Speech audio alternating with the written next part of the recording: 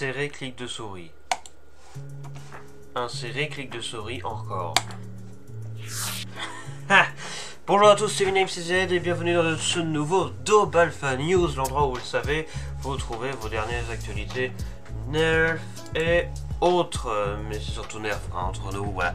Aujourd'hui on se retrouve pour des nouveaux Dark Zone qui ont été annoncés il y a 2-3 jours, quelque chose comme ça. Je suis un peu à la bourre, désolé, oui, mais voilà, c'est il y a eu les résultats du baccalauréat, tout ça, voilà, ça a pris un peu mon temps. Donc du coup, aujourd'hui, il y a un petit bug sur mon texte euro. Nous allons parler de deux nouveaux Dark Zone, le Vulcanator et le Tomcat. Donc un blaster de la gamme Dark Zone tout court et un blaster de la gamme Dark Zone Max. Parce que pour rappel, Dark Zone, il y a Dark Zone Max et Dark Zone Pro. Dark Zone Pro, c'est MK1, MK2, etc. Sachant qu'il y a un petit troll avec Dark Zone et Dark Zone Max, c'est que aux États-Unis on peut les trouver sous le nom d'Adventure Force ou Adventure Force Tactical Strike pour les Dark Zone Max, mais ce n'est pas le cas de Dark Zone Pro. Bref, je fais mon switch habituel, mais on s'en fiche, on va parler de ces blasters qui seront disponibles uniquement sous le nom de Dark Zone en principe. Voilà, hein. C'est assez simple.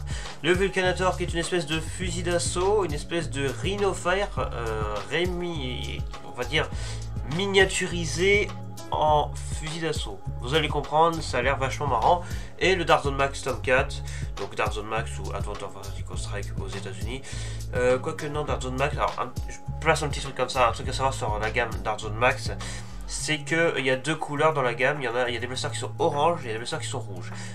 Les blasters qui sont de couleur rouge, comme celui qu'on va voir aujourd'hui, le Tomcat, ainsi que d'autres comme le Striker ou le Dictator, ils n'existent que en Dark Zone Max. Ils sortiront pas sous le nom Adventure Force aux États-Unis, encore une fois.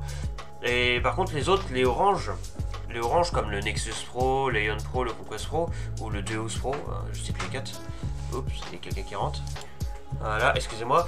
Il s'agit ni plus ni moins que de blasters, disons, à la base exclusifs à Walmart. Donc, ils sont disponibles aux États-Unis seulement à Walmart, qui est une enseigne de magasin, sous le nom d'Adventure Force Tactical Strike.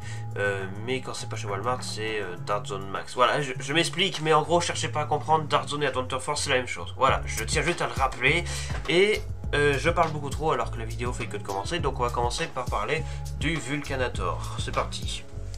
Donc, le Vulcanator. Donc le Vulcanator, il s'agit ni plus ni moins que d'un nouveau fusil d'assaut. Tiens, un fusil d'assaut. Il y avait longtemps, full auto. On commence par là. Ah, déjà, c'est plutôt pas mal. Vous savez, fusil d'assaut plus full auto égale blaster qui fait péter des câbles. C'est les blasters les plus mythiques, on va dire. C'est eux qui marquent le plus. Si je vous dis Turbine ou Rapid Strike ou Infinus encore et d'autres, vous connaissez tous ces blasters et voilà, c'est des symboles entre guillemets, mais là on n'est plus vraiment dans le même monde. Là si vous regardez bien, le premier truc qu'on voit, ce blaster a des ailes, voilà, il a des ailes qui partent sur le côté, il a des oreilles, les fameuses oreilles de lapin, sauf que l'été si je fais ça avec un bipied, oui j'aime bien faire des bêtises avec mes nerfs, bref, bon là c'est avec des chargeurs, du coup c'est plus vraiment pareil du tout. Vous connaissez peut-être le Rhino Fire. Rhino Fire, c'est une mitrailleuse lourde, présente sur cette charmante image juste en dessous, là, la petite image que vous voyez là en bas.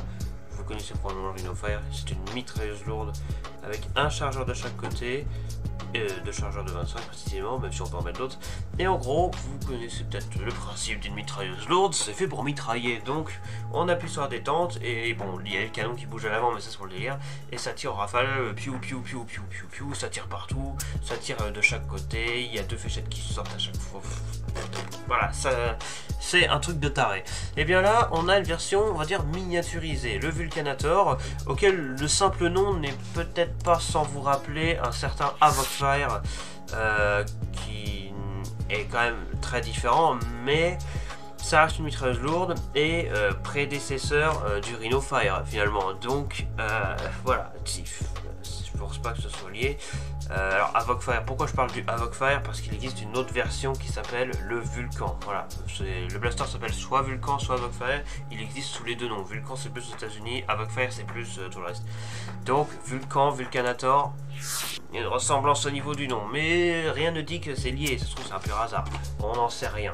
Donc, à part ça, pour ce qui est du blaster lui-même, donc fusil d'assaut, full automatique, comme les Rhino Fire, la différence c'est que c'est un format fusil d'assaut et il y a toujours deux chargeurs, un de chaque côté, comme le Rhino Fire. Sauf que pour pas faire une espèce d'avion, hein, parce que en mitrailleuse c'est marrant, mais en fusil, ouais, pas ouf. Donc voilà, et donc ils ont fait en sorte que les chargeurs partent vers le haut comme ça, d'où le fameux lapin, j'appelle ça un lapin, moi, avec cette forme là, c'est assez marrant. Voilà, mais ça doit être probablement bien foutu. Il y a à l'intérieur deux chargeurs similaires à ce qu'on avait sur le Spectrum par exemple, donc très probablement deux chargeurs de 10. On pourra peut-être mettre plus grand, je pense quand même. Les boutons pour le chargeur semblent être à l'avant, si je dis pas de bêtises. Bon voilà. Alors, petit point sur les couleurs, hein, évidemment je le rappelle, mais la couleur ne veut rien dire. Le blaster est bleu, mais il y a des Dart Zone qui sont verts, il y en a qui sont rouges, il y en a qui sont oranges, voilà, c'est multicolore. Voilà, ça c'est le petit point que je voulais placer, tout simplement. La crosse à l'arrière semble être une crosse compatible Nerf. C'est bien que Dart Zone fasse ça maintenant, c'est très bien. Voilà, comme ça on différencie. On différencie pas les marques tout simplement, on mélange tout. Petit point à savoir si vous vivez aux États-Unis ou au Canada ou ce genre de pays, ce blaster ne sera disponible que à Target. Vous voyez, c'est écrit en haut Only at et le petit logo rond c'est Target. Hein. Pour ceux qui ne connaissent pas Target, c'est une enseigne de magasin, c'est le concurrent direct de Walmart aux États-Unis. C'est comme nous, Intermarché Leclerc, sauf qu'Intermarché Leclerc c'est pas aussi sophistiqué que Walmart et Target qu'on soit clair. Mais du coup, voilà.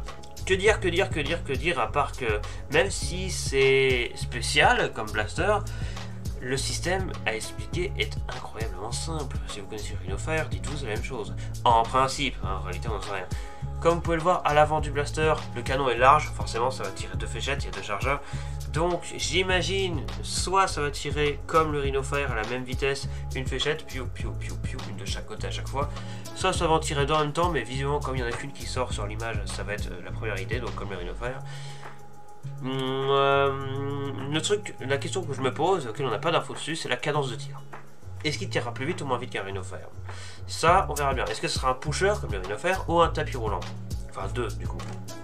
Ça, c'est le truc à voir. Donc le blaster sera fourni avec des fléchettes Elite Waffle Dart, comme j'aime les appeler. Alors, il faut savoir que chez Dart Zone, des Waffle Dart, il y en a 3 milliards. Il y en a plein de, ils en font plein de variantes, même si c'est plus ou moins la même chose. Même s'il y a quelques différences, notamment au niveau de la portée.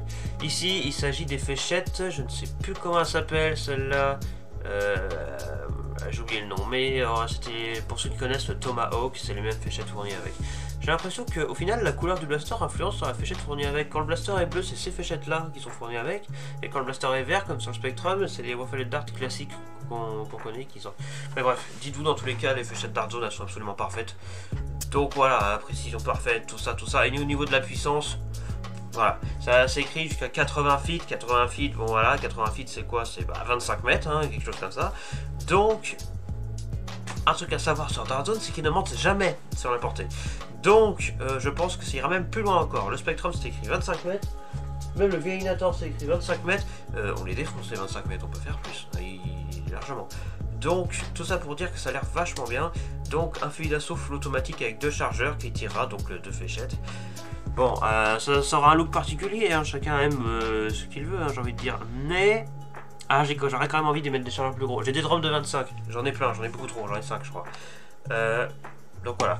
Après, tout à l'heure je disais disponible uniquement à Target, et j'ai bien dit aux États-Unis. Parce que quand ça arrivera en France, Target ou pas, on s'en fout. Ça sera Amazon, ça sera Blaster Time, ça sera. Peut-être un jour dans le futur, on verra les premiers Dart Zone arriver en magasin. À ce qui paraît, c'est déjà arrivé en Espagne. L'Espagne, c'est aux portes de la France, c'est à côté. Donc, voilà. J'ai bon espoir pour l'avenir de Dart Zone. Voilà. Donc, le Vulcanator, qui a l'air vachement bien. C'est tout ce que j'ai à dire. On passe à la news suivante. Deuxième news, le Dart Zone Max Tomcat. Et là j'en vois déjà certains venir et qui vont l'appeler Max Tomcat, non juste Tomcat. Il y a beaucoup d'erreurs qui sont faites sur ça à propos du Striker, Dart Zone Max Striker. Il s'appelle pas Max Striker, il s'appelle juste Striker. Dart Zone Max, Max c'est le nom de la gamme. Voilà, c'était le petit rappel. Oui, je suis chiant. Bref, le Dart Zone Max Tomcat. Comment dire, il vous rappelle pas un autre blaster? Parce que je l'ai pas dit, je l'ai pas évoqué jusqu'à présent, je me suis retenu. Mais si je vous montre ce blaster, le Veilinator, tout le monde connaît le Veilinator parce que j'ai fait la review et que moi quand je fais une review forcément tout le monde la voit, pété d'air, lol trop marrant, qu'est-ce que je raconte comme connerie? Non, pas pour ça, non vraiment, vous connaissez tous le Veilinator, fusil à pompe à 40 coups, Le truc c'est que c'est un Dart Zone ou Adventure Force normal, voilà. Même s'il a quand même une grosse patate, et il éclate les 80 FPS déjà. Donc même si c'est un peu plus faible que d'autres Dart Zone, on s'en fout, il est 80 FPS, il tire super bien. Franchement le Veilinator, grosse patate. Maintenant on a un peu avancé dans le temps et ce n'est pas un Dart Zone classique, c'est un Dart Zone Max. Et je besoin de rappeler que Dart Zone Max est au-dessus de Dart Zone. Non, vous le savez. Donc, ici, il est rouge, mais encore une fois, la couleur n'a aucune importance. Ce qui nous intéresse, c'est le blaster lui-même. Avant d'évoquer vite fait ce nouveau blaster, le Tomcat qui vient d'être annoncé, oui, je vais parler de la Vomfest après, vous inquiétez pas. J'ai un truc à vous montrer, que je devais vous montrer à la base, mais je l'avais pas fait. Sur Blaster Hub, ça me rappelle un petit peu de Nerf Hyper, c'est un peu le même délire. Voilà. Un brevet a été déposé par Dart Zone, un potentiel Veilinator avec des short dart, donc des fléchettes pro, des fléchettes courtes. C'était une théorie, parce qu'un brevet avait été trouvé. Ça c'est clairement le Veilinator que l'on voit, mais avec des short dart, donc des fléchettes courtes. Et là, je vous cache pas que ça aurait été spécial. On se disait, tiens, c'était quand que ça a été annoncé? Le 28 juin. Ouais, il y a une semaine, 2 semaines quoi. Donc il n'y a pas si longtemps que ça, et ouais, j'ai même pas capté qu'il y avait ça, voilà. Des fléchettes, ouais, un système, des short darts. Un Veilinator avec des short darts, pas mal l'idée, mais si ça devait se réaliser, il aurait fallu attendre. Bah, on n'aura pas attendu très longtemps, hein. Le Tomcat est né, donc, pour ceux qui connaissent vraiment pas le Veilinator, je l'ai avec moi. Hop là.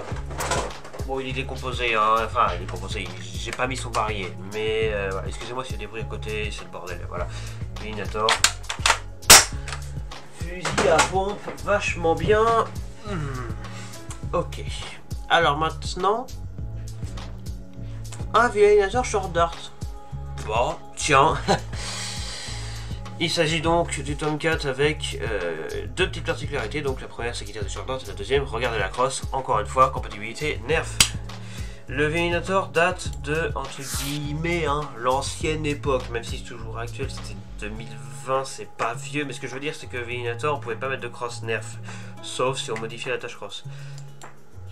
Eh ben, Dart Zone ont arrêté de faire cette bêtise là, hein, parce que maintenant si on peut y mettre des attaches cross Nerf. Et donc pour ceux qui ont toujours rêvé d'avoir un Veilinator short dart, vous avez même plus besoin de le modder puisque maintenant ça existe. Donc le Dart Zone Max Tomcat, que dire dessus à part que il a un look quand même différent du Veilinator. Il a un attache cross comme lui, il a une crosse assez balèze comme lui, il a une pompe à la verticale comme lui, mais le style est quand même vachement différent je trouve.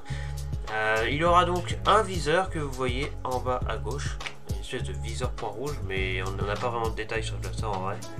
Et surtout un énorme barillet comme le Veilinator qui était tout aussi énorme, sauf que là ça rappelle plus un autre blaster. Est-ce que vous connaissez, et c'est très probable, le Dart Zone Tomahawk? C'est pas comme si j'en avais parlé il y a quelques minutes à peine. Mais si, vous connaissez le Tomahawk, ce fusil d'assaut, espèce d'énorme machin, avec un énorme barillet, du même style en plus, avec 60 fléchettes. Énorme, 60 fléchettes, et c'était un blaster semi-auto comme un Strife.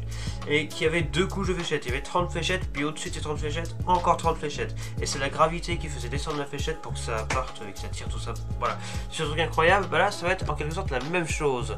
Alors, je ne connais pas le nombre officiel de munitions qu'il y aura là-dedans, mais paraît-il, la légende raconte, la théorie raconte, selon le brevet qui a été déposé, ce serait une trentaine de fléchettes. Donc un drone de 30. Personnellement, je ne suis pas sûr qu'il y aura 30 fléchettes.